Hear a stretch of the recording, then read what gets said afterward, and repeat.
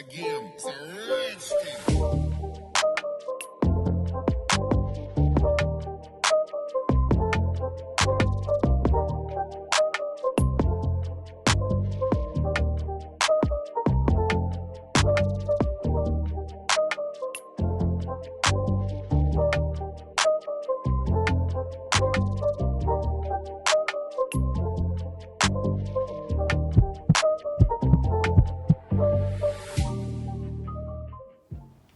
Hi guys, welcome back to my channel. I know it's been a long time coming, but I have some big news today. As you can see from the title, I am pregnant.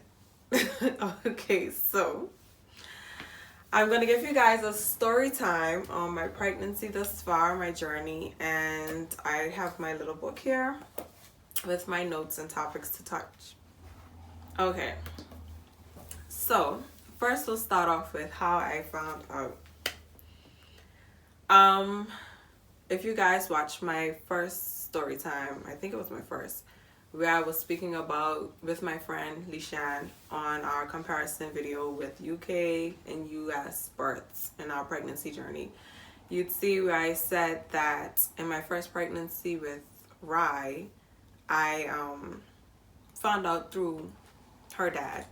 So he basically was feeling, sick and all the symptoms and everything and all the drowsiness and sleepiness. And then he messaged and told me that I was pregnant.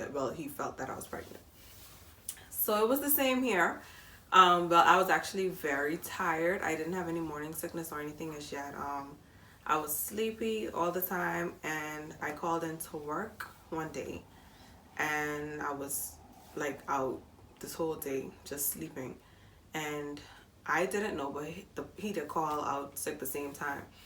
So he messaged me to tell me that, he was homesick. He wasn't feeling, well, not sick as in upset stomach, all of this. He was just very drowsy and down and all of that. And as soon as he said that, I ran to the nearest store and I got the little cheap pregnancy tests.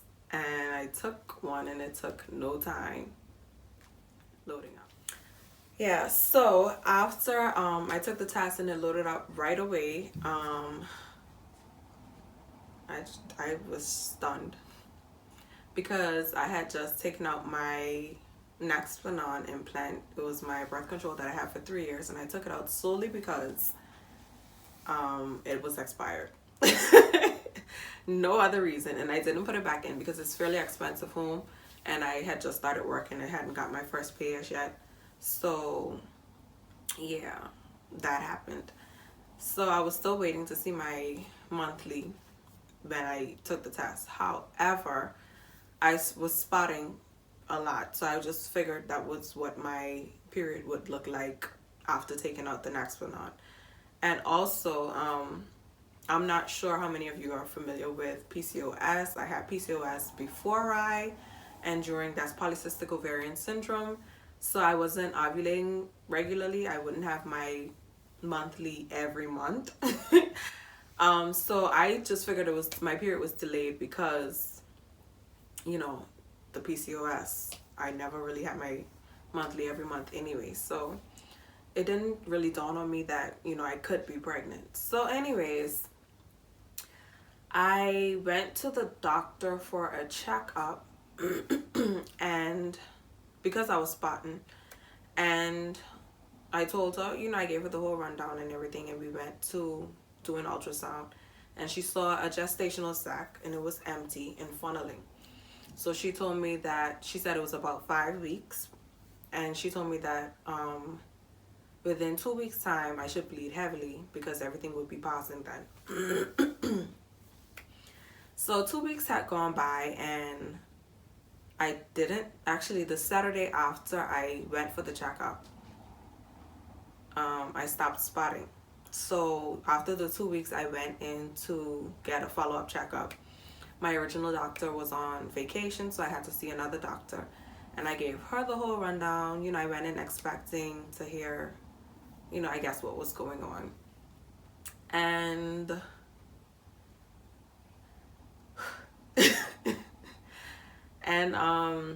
yeah, so she said, okay, we'll do an ultrasound so that we can see, you know, what's going on. We went into the room and there was a 7-week baby jumping around, or there in my gestational sac. It wasn't funneling, it wasn't open anymore, it was completely formed and everything. When I tell y'all I cried,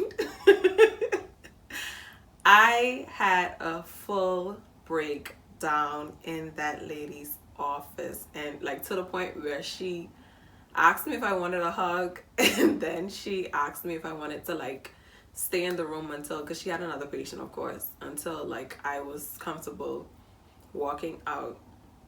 So I, you know, gathered myself up after she left. I went to make my payment and everything, and then I left. And I had to park somewhere because I had another breakdown. I was crying like uncontrollably.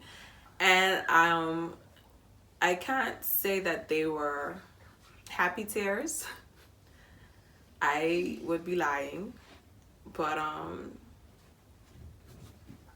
I spent a whole lot of this pregnancy, I'll say, wallowing in self-pity. And it was very hard for me. Like, a lot of people didn't know about my pregnancy, and a lot of people probably felt that I kept it to myself. I don't know, for whatever reason they may assume. However, it was just me battling or trying to accept it myself. I was extremely depressed. I mean, I've never been so, and I feel like I should have known that when you play with fire,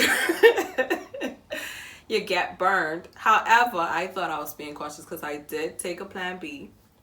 I was, you know, looking out in that regard. However, I took it on the 3rd day, so I guess for some reason it didn't work in my favor. But so it happened. And I feel like too, after she did the ultrasound and she saw that the baby was still there and that, you know, everything was okay, I felt like, you know, it was basically a sign from God that, okay, Zonelle, suck it up now, because this was supposed to happen.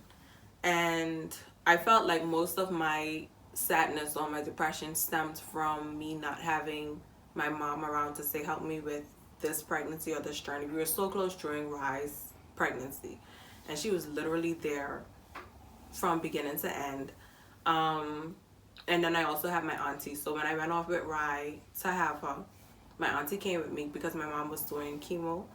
And as soon as she was well enough to come, she came, and she was there for the birth. I mean, in the room holding my hand and everything. So all of these different thoughts was just flooding my mind, and how am I gonna do this without my mom or my auntie, my second mom? So it was just very hard for me to accept, and I didn't want to come to terms with it. I literally cried every day, if not twice a day, some mornings, some nights, mostly nights, for 8 months. And this isn't me exaggerating or anything. I'm literally being honest. It took 8 months for me to accept the fact, like, okay, enough is enough. And I didn't want to cry. I didn't want to be breaking down and everything, because I knew that it could possibly affect my baby. But I was kind of uncontrollable. I couldn't really manage it. I mean, Rye caught me crying a few times, and she would come in the room and wipe my face and be like, what's wrong? And I never ever wanted my baby to ever see me crying. So yeah, it was hard.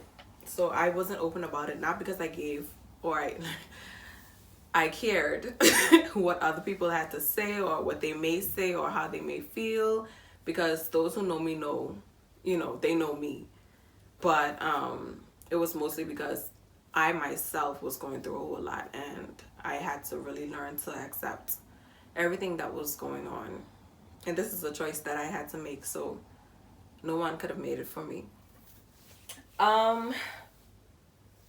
Yeah, so after I came to terms with it, like basically not accepting it, but understanding that, okay, this is what the reality of it all is, I reached out to my circle.